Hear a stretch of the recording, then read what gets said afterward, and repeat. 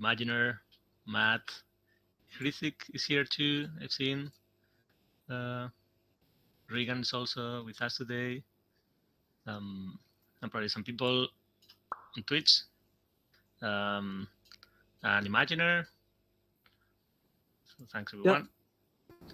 Hello. And yeah, so last time we were working on this scene preview camera component that was a little bit special, and we saw how to export that to the GLTF, and we saw how that worked then on Hub, so how you could see the scene preview uh, before getting while you are in the lobby in the scene before entering the room.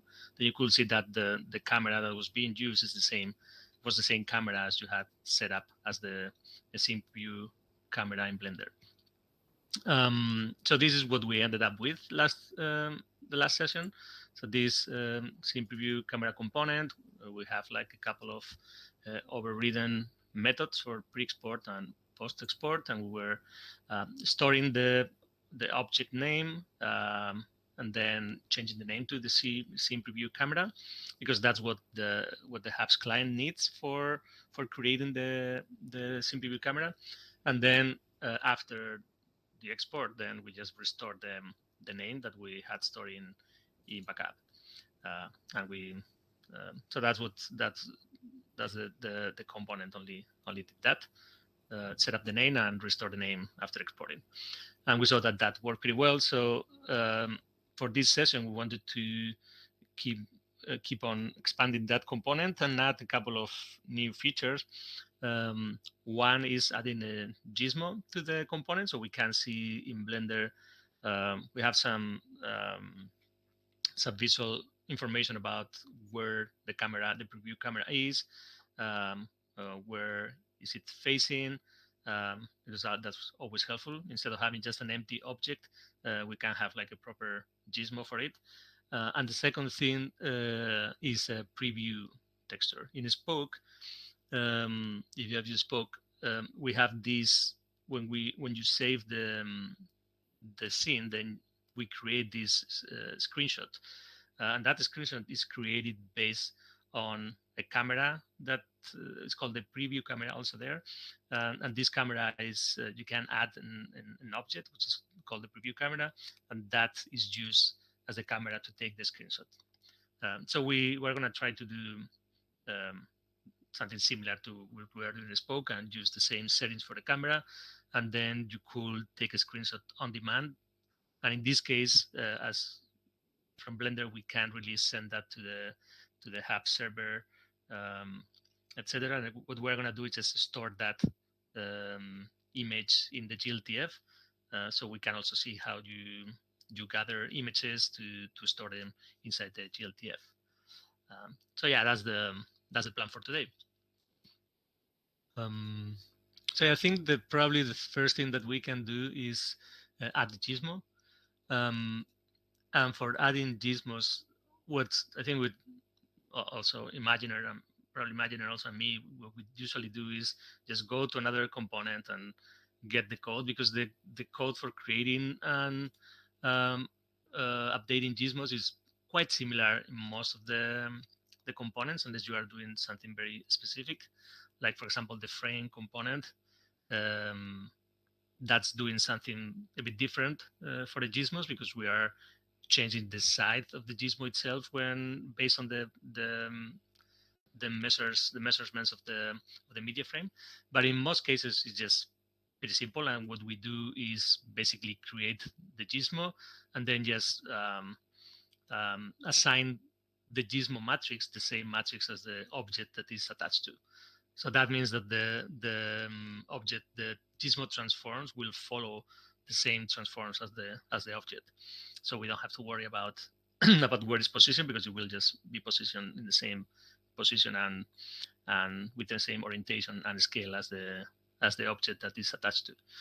So I think we can probably do that and go to, for example, the directional light component, um, and yeah, the first thing that we need to do is just we can just grab this code for starters and just add it to the scene preview camera component. Um, this create gizmo method is a this is a method that the hubs component, the parent hubs component already has. And the only thing that we are doing here is overriding it, because the default behavior for the hubs component, I think, is empty, or I think it's just empty. So here we need to actually create a gizmo and set up the gizmo based on like the alpha value, the some general like settings that we need. Like for example, the color is something that we probably want to tweak. We might want to assign like a specific color for our gizmo.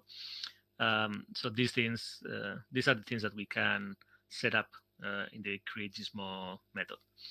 Um, so yeah, so what we basically do here is um, we create the gizmo. This is the gizmo group instance that we are creating in another part of the add-on, which is the gizmo groups. This is a class that creates a gizmo group that manages all the gizmos in the scene, and we expose this gizmo group because that's the entry point in the Blender Python API for creating new gizmos.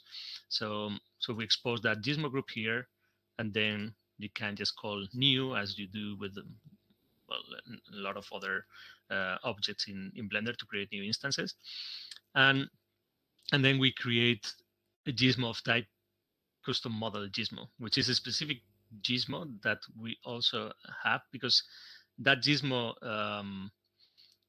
basically creates a gizmo and renders a model. By default, Blender gizmos are quite limited, so you only can render a few different types of gizmos. So as we wanted something more customizable, then we created this custom model gizmo. So we create the gizmo of this type, and then we set it up and we assign a specific shape or a specific model that you can see here, and that's where that gizmo is going to render as the gizmo of the object.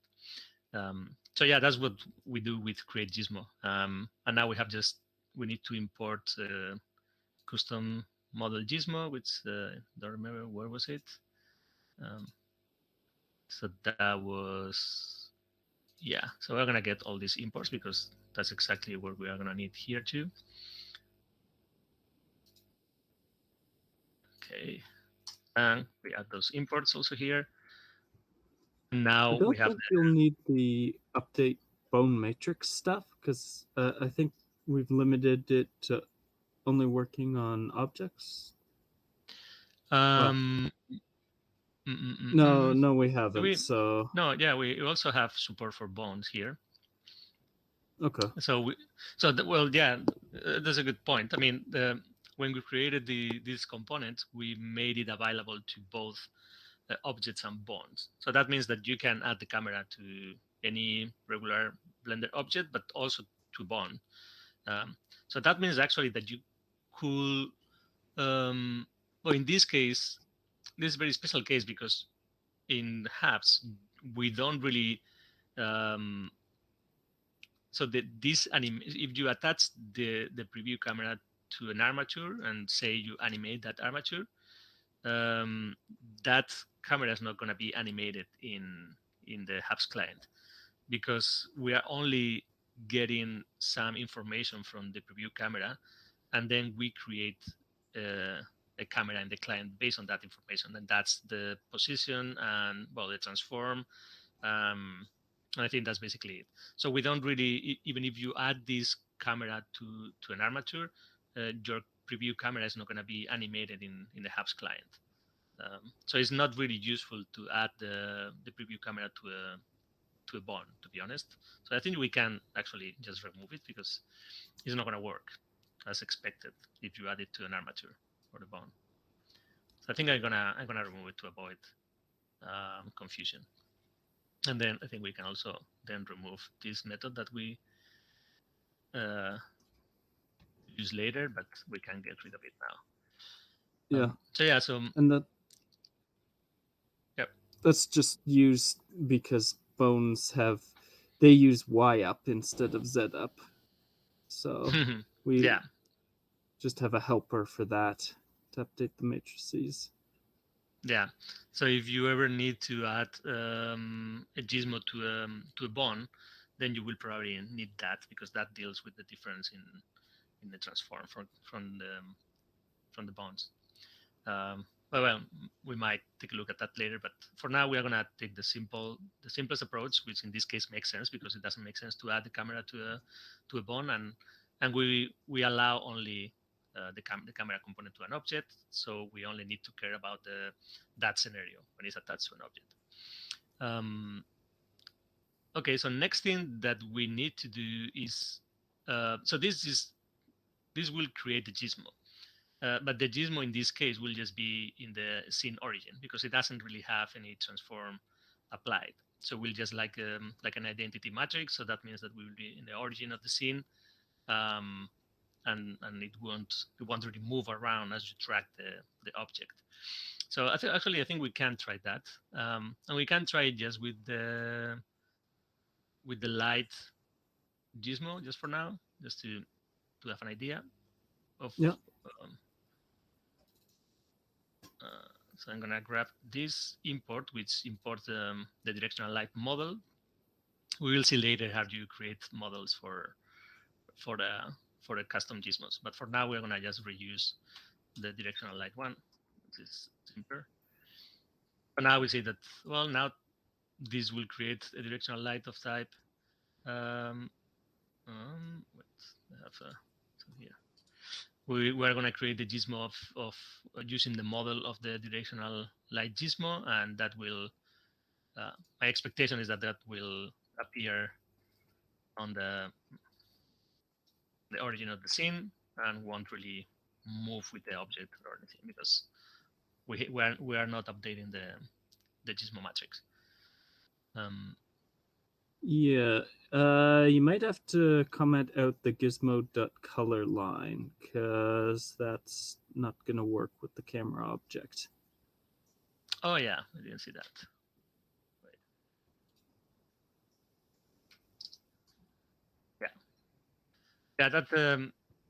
That's because on the directional light component, we want the gizmo color to change when you change the light color. So what this line is doing is basically get the color from so get the attribute from that object. The attribute is the component ID, and then we get the property color, and we assign that to the color. So yeah, it doesn't make sense here, but I think I have to restart Blender again because I changed that after, Yeah. if it wants. Okay, yeah, so now we commented that out and we can,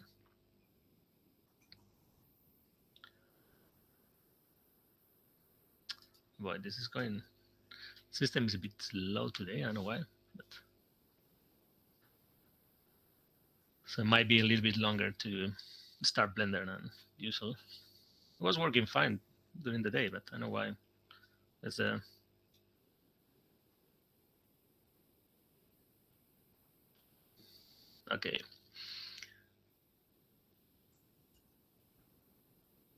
Mhm.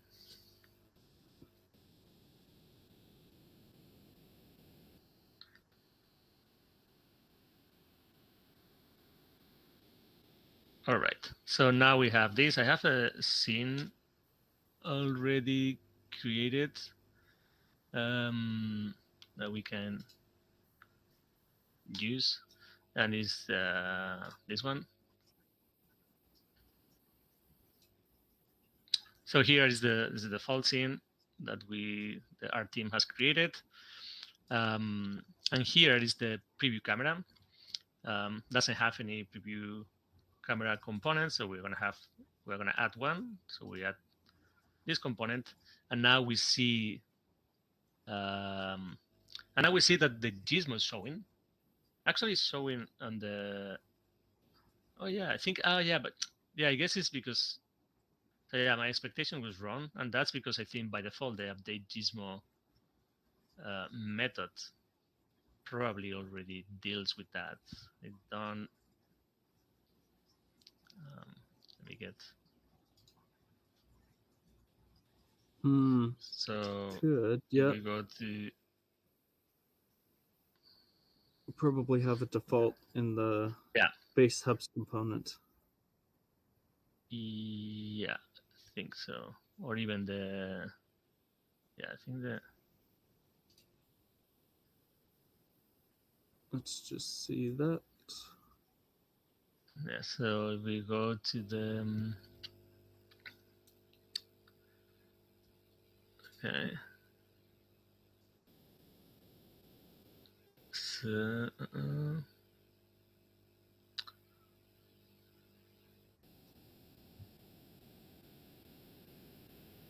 what is it? Update Gizmo. Yeah, so we're actually using this Gizmo update convenience method that actually does exactly. You can see now, but that's exactly that. So that method is you see here it assigns the object matrix wall to the matrix basis of the Gizmo. So it's actually dealing. That's a default behavior that we implemented to, because in most cases it doesn't really make sense to override to do the same thing, which is just assigning the object matrix to the Gizmo basis matrix.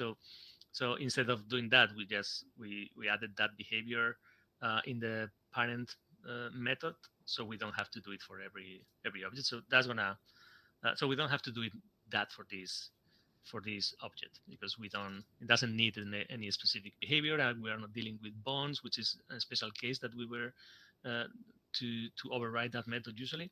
So that Well, simplifies the things. we may need to do a little editing of its behavior because if we look in Blender, it's pointing the wrong way. Mm, It's pointing out backwards. yeah, So either the empty is rotated the wrong way or the gizmo is.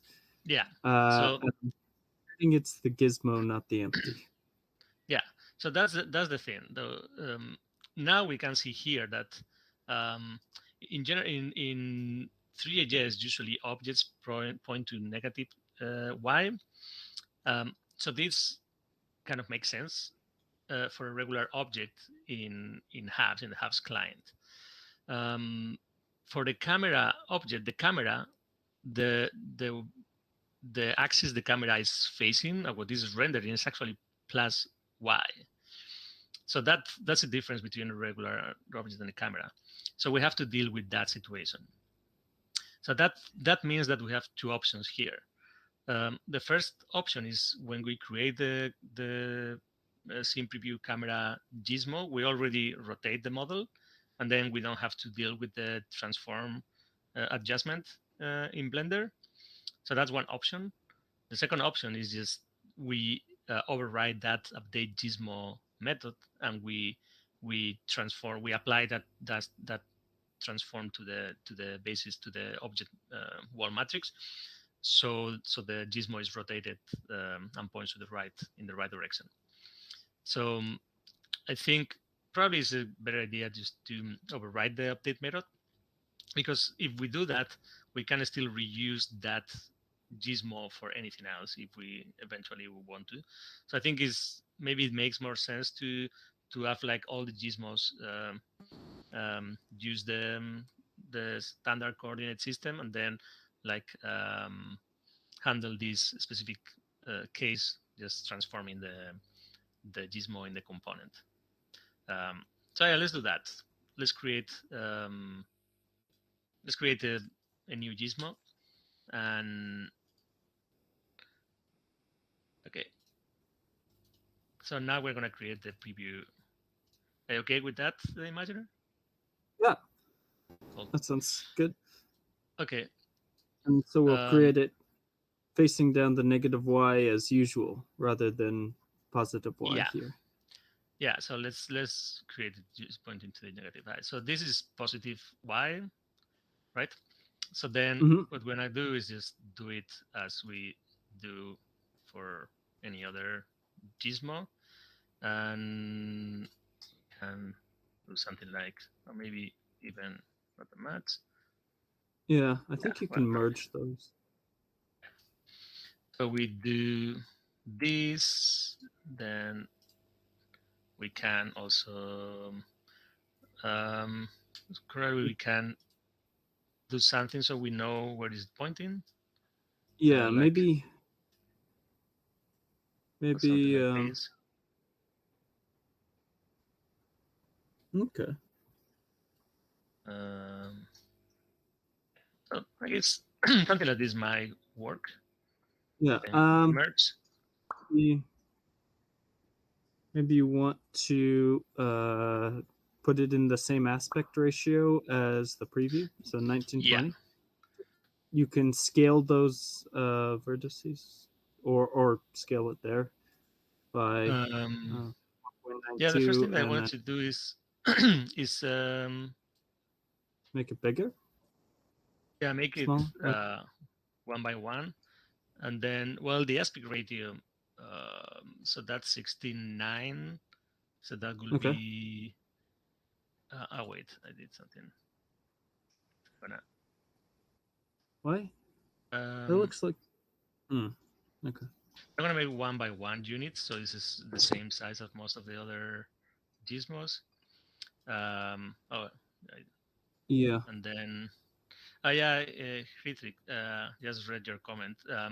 Yeah, we're gonna update. I mean, we're gonna upload all these to a branch. So we will add the link to the brands in the video description and probably also in the Hubs Blender Add-on channel. So then you can just go there and the blend file will be there because we bundle the blend files in the repository. So all the Gizmo blend files are inside the Blender add-on repository in a Gizmo folder. So when we upload this session to the branch, then you will see you can find the blend file there. Hmm. And and then we merge. Oops. Cool. I think we should move it. I think maybe like here to the origin or in the middle. I don't know what's best. Yeah, probably. Okay, so let's do that. Okay, I'm gonna set origin to cursor. Okay, and yeah, I think probably this is fine. I guess. Eh, I'd scale it to be the correct aspect ratio. I mean, okay, So just you can scale that by x 1.92 and uh, y 1.08, and that'll give a 1920 by 1080 aspect ratio.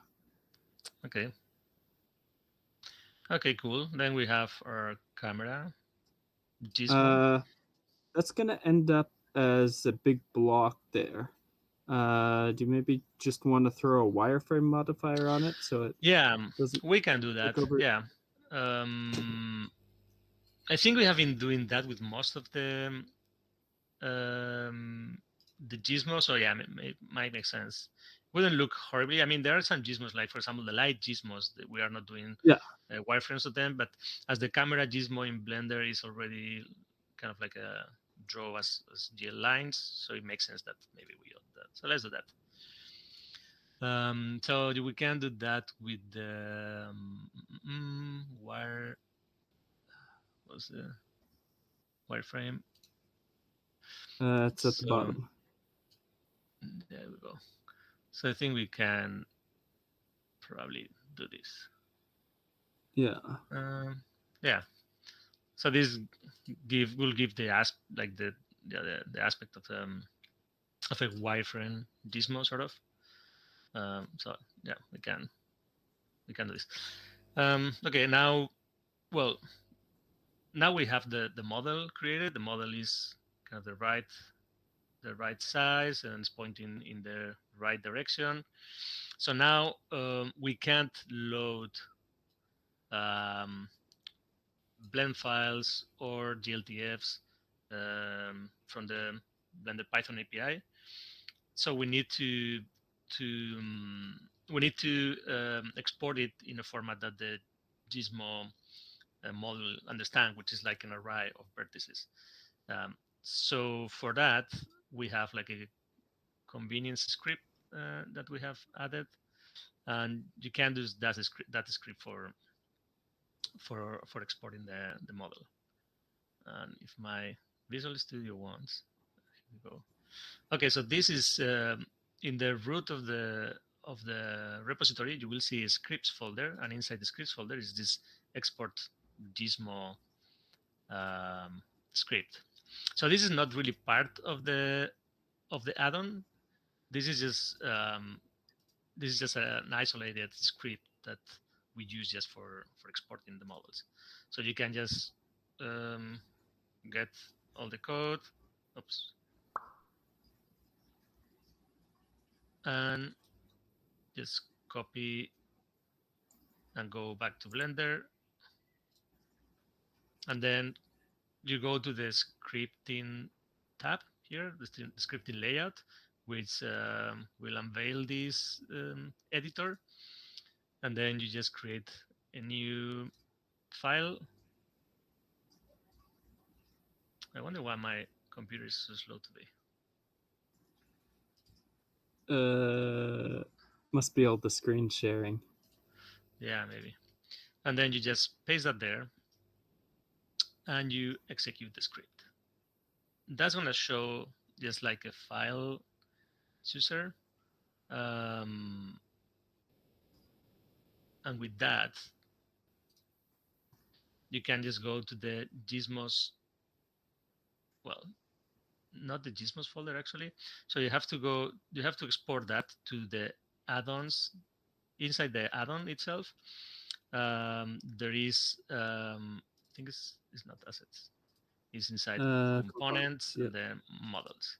So in this folder, you see that there is like a lot of Python scripts, which are basically just an array. And we're going to add a new script there, which is scene view camera .py. And then we save that. You see it's like save Gizmo here. Just click on there. And then if you go back to the editor, you will see that inside that folder, now we have another file, which is the scene preview camera. Let's try to, okay, so this, let me see if I can scroll.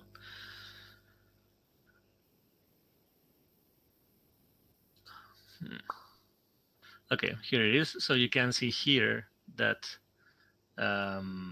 scene preview camera script has been created.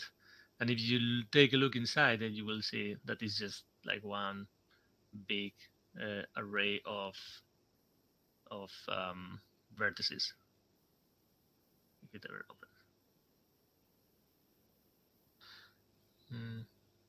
And I'm gonna try to maybe stop the live share imaginer just in case that helps, because I'm not sure if it's that, because it's, Yeah, stop the hub share because it's Matt's using the other one anyways. So. oh yeah, well, yeah, might do. Well, I'm not sure if Oh, Kritik is following in this one or in the other one.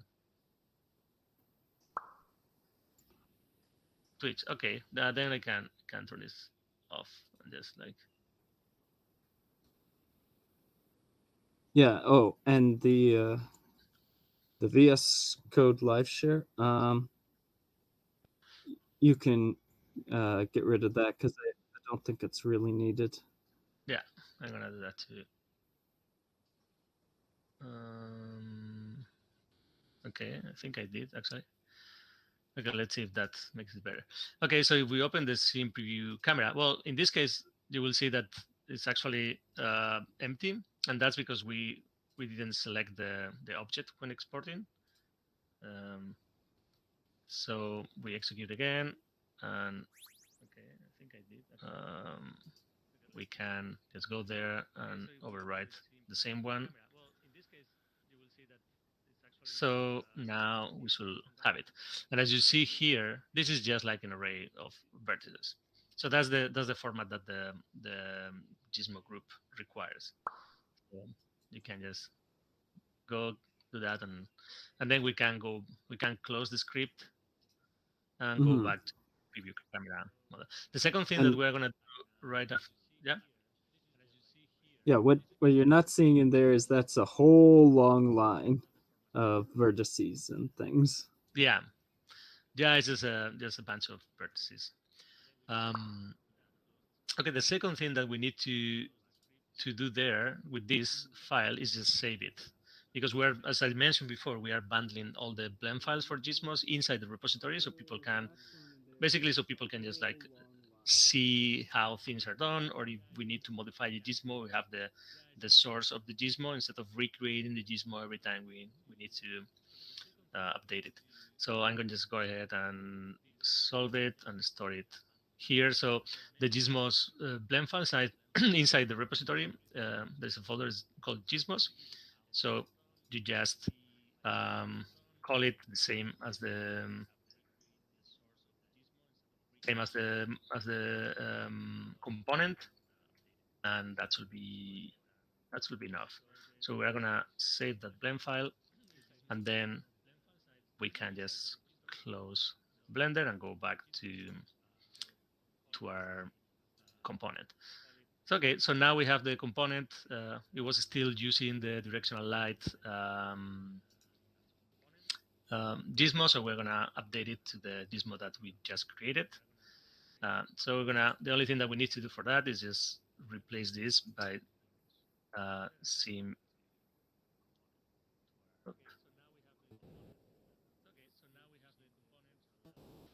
Okay, so we replace that for the new model, and here we just change the name because we are importing that file, but we need to access um, the actual array inside that.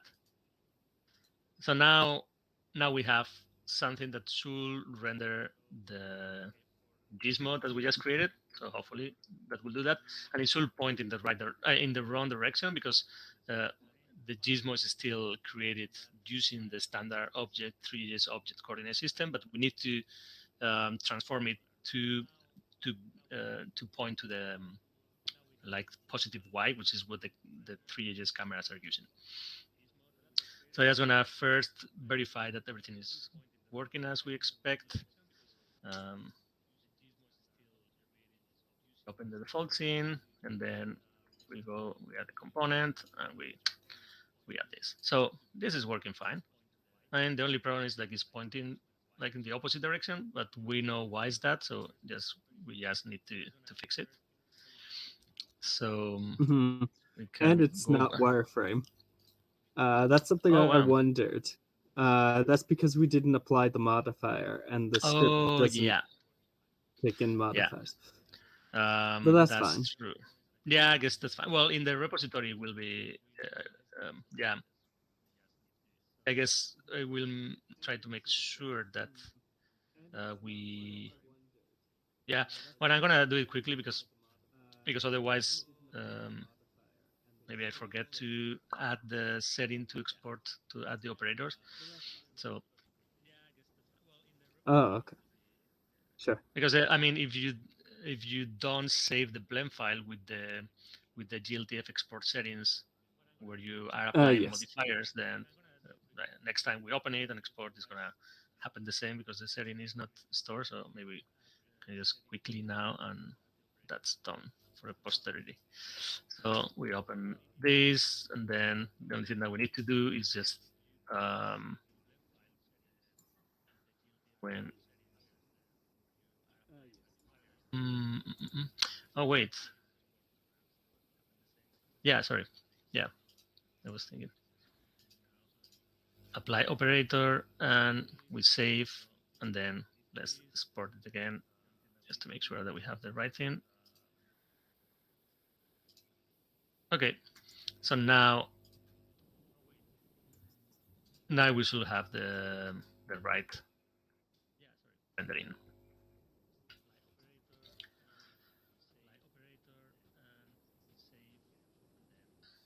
Okay, so now that we have that, the next thing that we need to do is make sure that this is transformed correctly to match the camera orientation. So for that, we can just grab that uh, update gizmo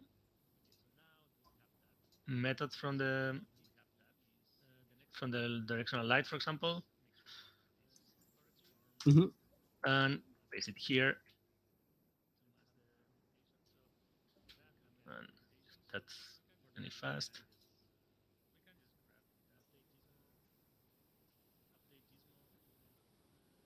No. Okay, why didn't? Okay, now.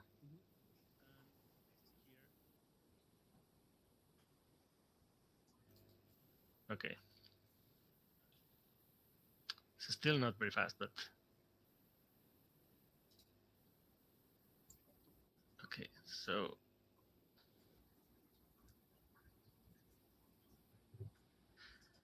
okay, so now we have this. We're gonna get rid of the bond branch of the condition because we don't need that, as we explained before. So we can Yep. just get so do basically what the default method does, but then we have to do a couple more things. So the first thing that we need to do is we need to build a rotation matrix that rotates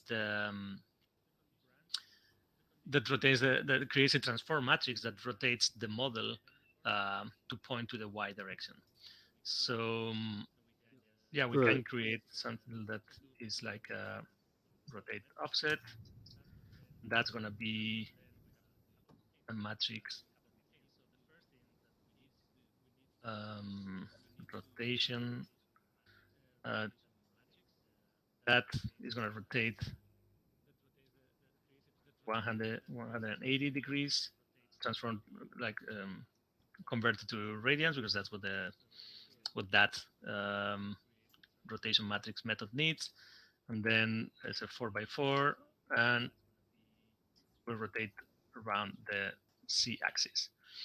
And then the next thing that we need to do is when we assign the gizmo matrix, we need to multiply that by the rod offset matrix. Okay, now we have to import a few things here. So matrix, not remember where that was. Math utils. Uh, Yeah, yeah, I think it's Matthew Tills. And radians from yeah, and uh that's from math. is that just math? Yeah. Okay, so now we have imported that those methods, and everything should be green. So yeah, now we create that Mm-hmm. matrix, we rotation matrix, we multiply that for the um, object matrix, and we assign that to the gizmo matrix. So that should rotate as the gizmo every time the gizmo system updates the gizmo. Uh, we call this update gizmo where you can do your own operations and customize the gizmo. And in this case, we are applying that rotation every time the gizmo updates. So now we need to, yeah, let's close Blender and open it again. And now that camera should be pointing to the right direction if everything is fine. Mm-hmm. And if you'll notice that little hide line, that wasn't in the default thing, but that's just there so that the gizmo will disappear uh, if you hide the object, Yeah, so it doesn't stick around. yeah, that's it. That's just all. I think it's. I'm not sure if it's in the default behavior, but I don't think so. I think it was just a thing, but that's just there so that the gizmo will disappear if you hide the object. And if you'll notice that little hide line, that wasn't in the default so that the gizmo I will don't think so. disappear I think it was just a if you hide the object, Yeah, so it doesn't stick around. yeah, that's just all. I think it's. I'm not sure if it's in the default behavior, but now we can see that the camera is rendered in wireframe in white. I mean, we could use any other color, but I think it's probably fine. And we can see here that as we move it around, it moves with the object, and the transform, the rotation transform that we applied is being applied in every time the gizmo updates, so it always points towards the positive y-axis, which is what we need to represent the behavior in halves. So I think this looks okay. So now we have a proper gizmo, and we can see where our camera is at every time. Okay, so I think that's probably it for the gizmo, right? Am I missing anything? Okay, cool. Um, yeah. Well, this as we mentioned, there's some many more customizations that you can do, like to change colors or well transforms. But that will more depend on the specific case of the component. But for this one, we're gonna keep it simple. But if you take a look at the Gizmo API, you will see that's a lot of different parameters for gizmos that you can change. But I recommend that you base, unless you know better the system, you base your gizmos on other components gizmos and the models. You can check out the blend files within the repository, and just basically take a look at what we are doing. There are some more complex gizmos, some more others are simpler. I think the probably the most complicated one is the media frame one, if I remember correctly. It does like a few things. So if you want something like fancier, maybe you can take a look at that. Or um, okay, so now we have the gizmo, and then we can move on to the next step, which is creating a preview for the component. So the idea is what I mentioned in the introduction is you have the preview camera, so you just like click on. Uh, we, we want to add a button to the component panel, where you can just click on there and then just render an image. Similarly to what uh, you will do with any camera in Blender, where you click on the render button and you get like a render from that camera perspective and the camera with the camera settings. So the same, but just like inside the like based on the component and in the component panel. So okay, so the first thing that we need to do for that is create an operator. Um, so I think we can do that. Um, so for this specific thing, uh, yeah, you you mentioned imagine that maybe we can base it on the template, um, and then we can show a pretty cool thing about Blender, and it's pretty useful as you learn how to code Python and Blender add-ons, which is that Blender comes with a lot of different templates for a bunch of different things. So you can always go there, look for what you are trying to do, and then you have some template that you can base your code on without needing to just really like go straight to the documentation or just look for things out in the wild. So the thing is, like, if you go to the scripting tab and you go to the templates menu, then here you can see that a lot of different items under the Python section. Um, there's a lot of different things for UI. There's a pretty big one for operators. Um, so I think probably the one that's more accurate is the model timer. Um, I haven't really used this one, but I can imagine that probably this is similar to what we need, right? Um, yeah,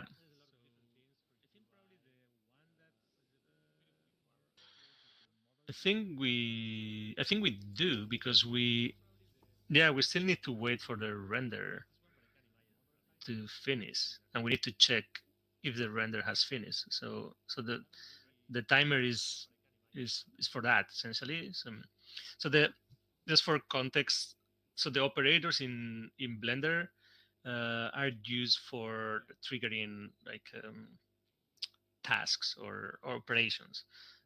So when you want to do, like, if you want to click on a button to do something, to process, to transform the scene graph, you always use operators. You can either call operators, and the Blender exposes a lot of operators, and everything you do in Blender is basically an operator.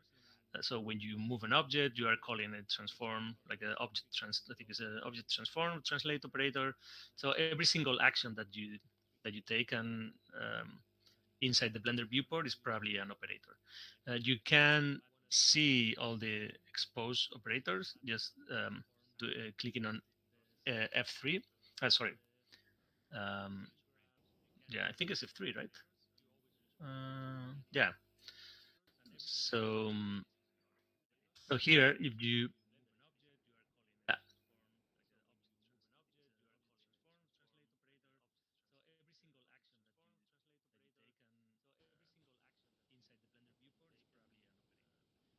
okay, yeah, that's true. Yeah, and actually, we went over that in the first session, like how to enable the developer extras and all that. So you have the developer extras enabled, and you click F3 in probably Windows and Linux, function F3 in Mac. Then you can go and look for any operator that you want, including the ones that you are registering in the system. So in this case, for example, if you we can do like a transform translate, and you can see that after executing that operator, then we are actually moving the object around. So that's basically what you do when you click the key G in the default key bindings. Then you are just calling that operator. So so there are like a few different types of operators. Well, sorry, there's like the operators have like different. You can have the different methods that you can override to expose a different behavior. The main one is execute, which this is essentially what you want to do when the operator is executed. So when you click G, then you are doing basically that. There is another method that's called invoke that is used to pass parameters to the operator. And I think, well, actually, when you click G, it's actually you are using the invoke operator. And I think you can see it here somewhere. Remember, you could see the operators. Uh, Not sure if it's. Oh no, it doesn't really. They don't really show there. But I mean, when you click G, you are calling the invoke method over on that operator, and the invoke method is going to send some context information, and among that context information is, for example, the mouse coordinates and screen. So then you can pass those coordinates to the execute um, method, and you can use them for whatever you want in the execution of the operator. And another method that you can write is the modal operator, and the modal operator is something that um, keeps on being executed while the operator is active. So the operator can just be like a one shot thing. So you just click on it and you do something. Imagine that you have an operator and you execute it, and that operator um, moves the object 5 units in the positive y, for example. So that execution is instant. So the operator is executed and it finishes, and you signal that returning finish.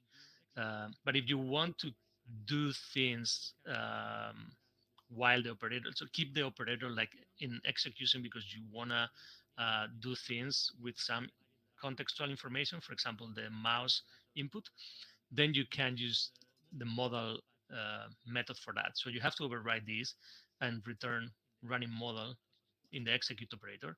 And what that will do is just it will keep on calling modal until you call either cancel or or finish, I think. and that will just keep on running that model method until you say and you return finish or cancel. um, and here, for example, is doing something like changing the color, I believe. We can just try to execute. Yeah, so you can see here that it's actually changing the space background color based on on the based on based on the timer actually. So it's just like every time the timer the model is called, then you can see here that you add um, one to the hue of the color. So this is just an example of executing a model. But in our case, we mostly need this because what we need to do is just call the render operator. So we take a render of the scene, but of course the render takes some time, and we need to wait for the execution because we need an output for the render. We need the image that it creates. So we need to make sure that we know when that operator finishes, so we can get that image and write it on disk or like pack it, bunch of different things. So so yeah, so that's basically what we need now. We need this type of operator to call render and then to wait for the render to finish, and then the operator will be done, and we can just get the image and save it and expose it in the component image field. So yeah, we're gonna, well, if John meets anything imaginary, you can also, I'm gonna be copying this in the meantime.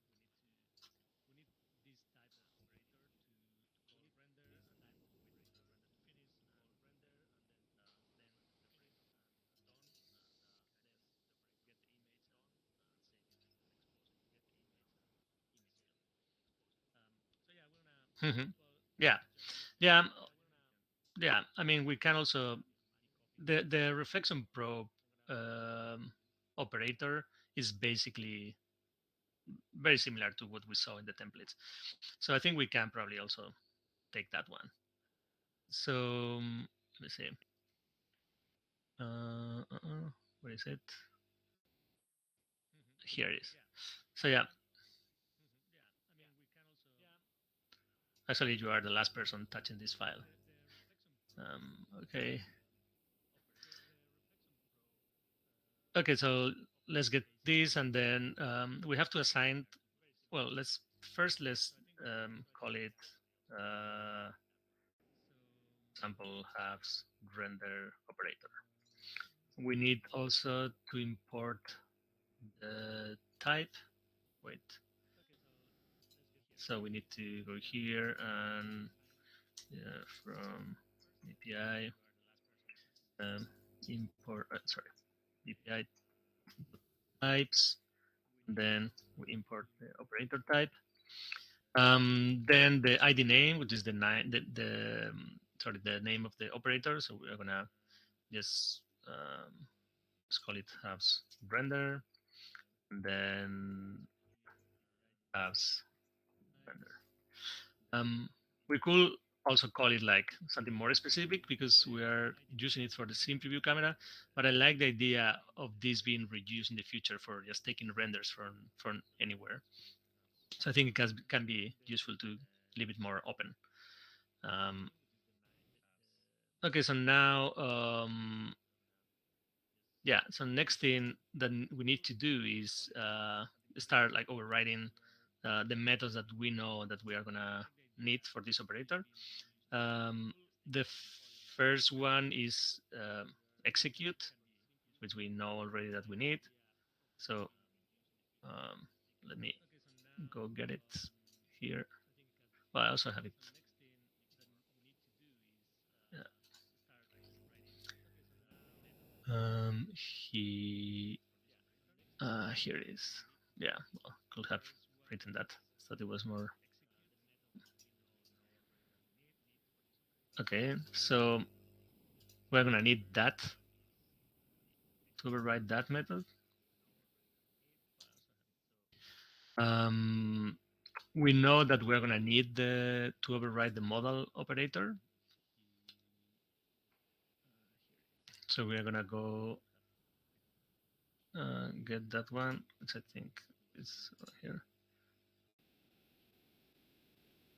Um, yeah, I'm just like, why the scroll is so slow? It's slowing down this a lot. Uh, I would like to disable things, but I'm not sure. Okay, no. Um,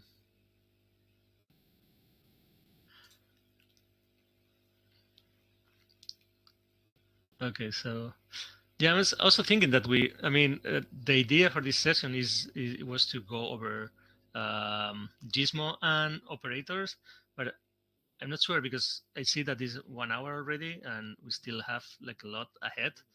Um, so maybe it makes sense to split it in another session for the operator part. What do you think, Imaginer? Yeah. Yeah, I think it's gonna be. I think it's maybe it's better to start fresh the next session, and maybe we can even uh, do the next session like earlier than because last time we couldn't do in between. It's been quite some time, so maybe we can do it not or yeah like Shunis, because this is gonna take some time, and we have to explain a lot of things of how timers work and render handlers. Um, how do you keep the state and image packing. So I think it's quite a few things that we need to go over, and maybe it's gonna make this session very long.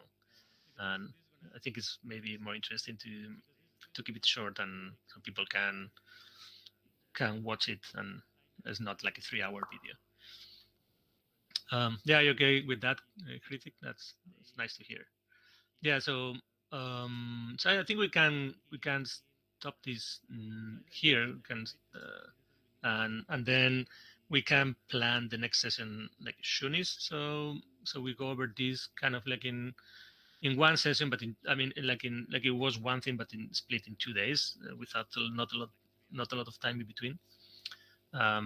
Yeah, so probably that's the best thing. Yeah, so well, next time when we start with the